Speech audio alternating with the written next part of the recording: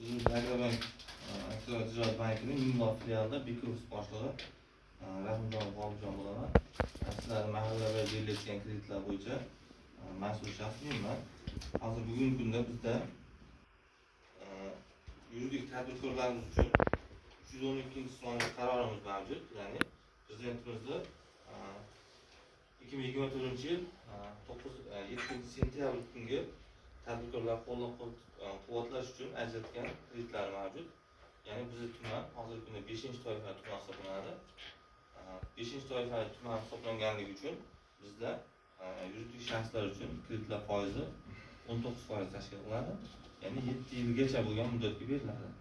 Birlamchi mahsulot sotib olish uchun 7 yilgacha, agar tovar aylanmasi uchun oladigan bo'lsalaring 1,5 yilga hisoblanadi.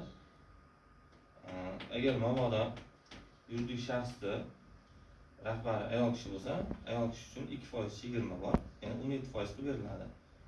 Maksimal summasi 300 million so'mgacha, 100 million so'mgacha bo'lgan qismi garov hisoblanadi. Ya'ni garov talab qilinmaydi. 100 milliondan baland qismi uchun garov qo'yasizlar, faoliyatni amalga oshirishlari mumkin. Undan tashqari bugungi kunda eng aholi uchun dolzarb bo'lgan jismoniy shaxslar uchun 50 million so'mgacha bo'lgan mahalla loyihasi dasturimiz bor.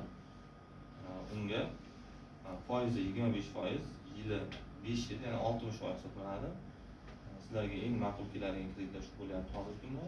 Ya'ni ikkinchi turdagi kreditimiz bor, summasi kamroq, 17 million so'mgacha. Unda ham xuddi shunday tartib, faqat yili 4 yil hisoblanadi, 48 oy. Kafillik asosida beriladi bugungi kunda.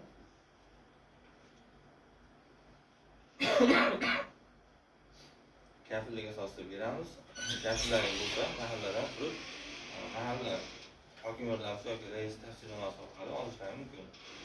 50 millionlik mahalla loyihasi bo'lsa, faqat mahalla bankida, ya'ni bu mahalla banki suqarib sariyadigan bo'ladi. Mahalla agenti mumtozni yaxshilaydi bo'ladi.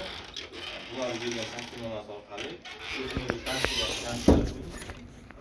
ajratib beriladi.